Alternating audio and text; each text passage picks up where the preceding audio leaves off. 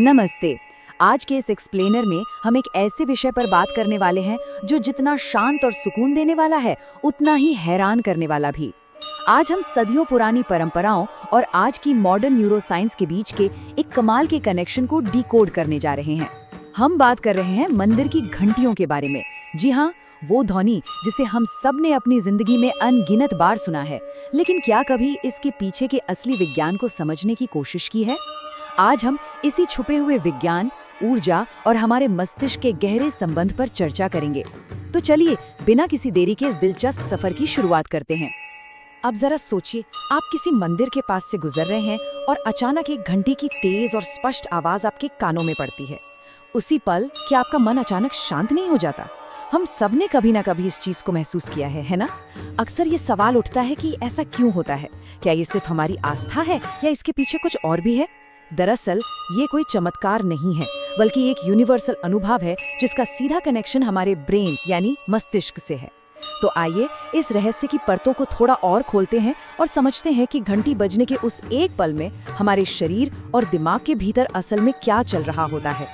हम में से ज्यादातर लोग मंदिर की घंटी को बस एक धार्मिक चीज या किसी अनुष्ठान का हिस्सा मान लेते हैं, लेकिन विज्ञान इसे एक बिल्कुल अलग नजरिए से देखता है। इसे एक बेहद परिष्कृत प्राकृतिक मानसिक रीसेट टूल के रूप में सोचें। आसान शब्दों में कहें तो ये एक माइंड साइंस टूल है। ये ध्वनि के कंपन यानी साउंड वाइब्रेशन का इस्तेमाल करके हमारे नर्वस सिस्टम को तुरंत शांत करता है।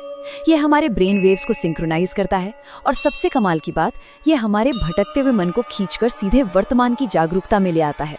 मतलब ये महज एक धातु का टुकड़ा नहीं है, बल्कि फोकस और मेंटल क्लैरिटी लाने की एक बहुत ही एडवांस्ड, सदियों पुरानी तकनीक है। अब अगर हम साउंड थेरेपी या ध्वनि चिकित्सा के इतिहास पर नजर डालें तो ये सच में एक शानदार टाइमलाइन है।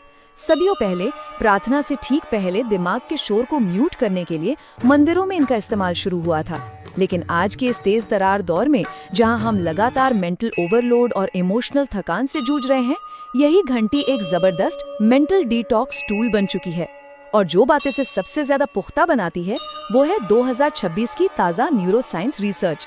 आधुनिक विज्ञान आज डंके की चोट पर यह कह रहा है कि ये प्राचीन ध्वनि चिकित्सा हमारा फोकस काफी हद तक बढ़ाती है और स्ट्रेस लेवल को तेजी से नीचे लाती है।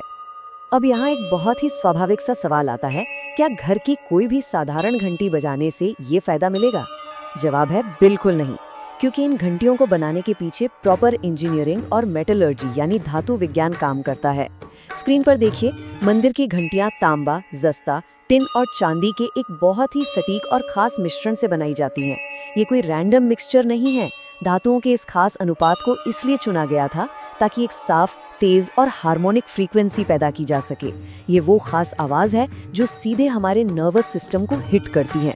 सोचिए, हमारे प्राचीन कारीगर इस विज्ञान को कितनी गहराई से समझते थे। तो धातुओं के इस इतने सटीक मिश्रण का असली रिजल्ट क्या होता है? इसका रिजल्ट है 2 से 3 सेकंड का रेजोनेंस यानी अनुनाद। ये सबसे जरूरी पॉइंट है।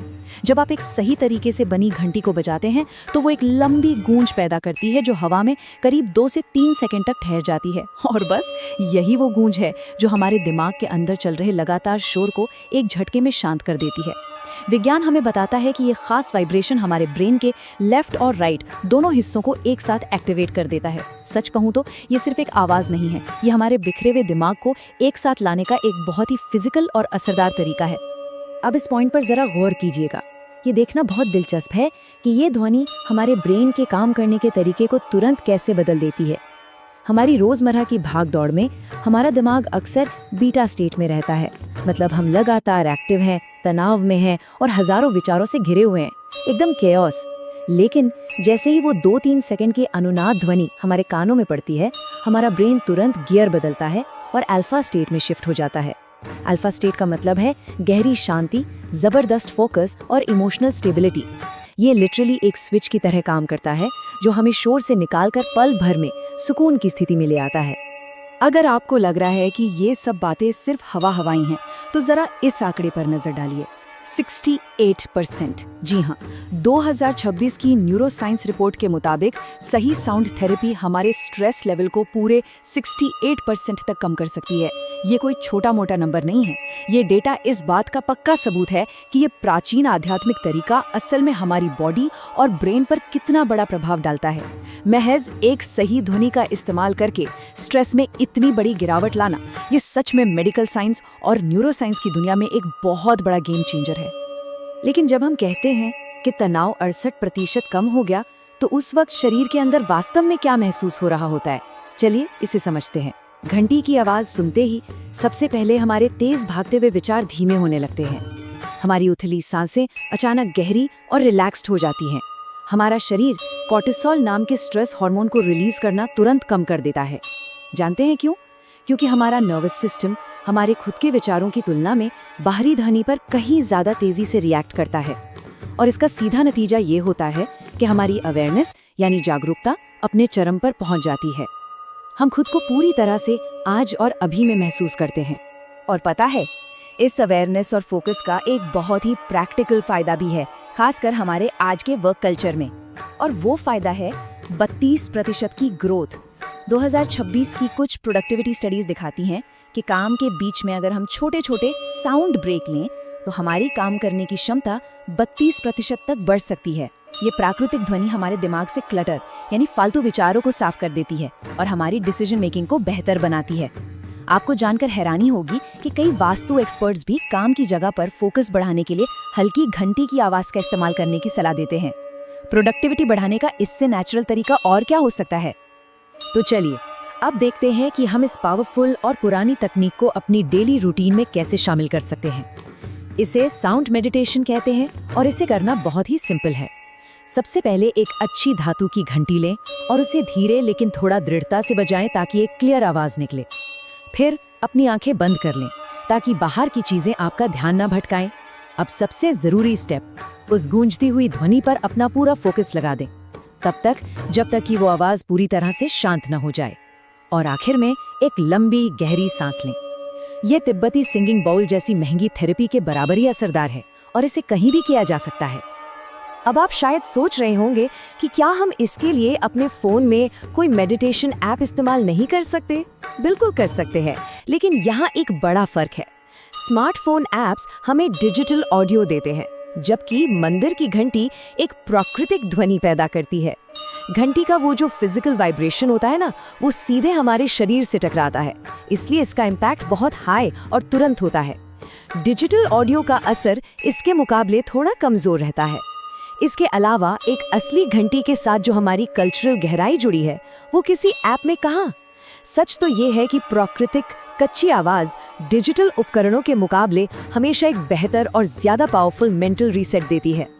हाँ, लेकिन इस साउंड मेडिटेशन का पूरा फायदा उठाने के लिए हमें कुछ छोटी छोटी गलतियों से बचना होगा। सबसे पहली गलती है बिना सोचे समझे बस एक रोबोट की तरह घंटी बजा देना। अगर आपका ध्यान वहां नहीं है तो कोई फायदा नहीं।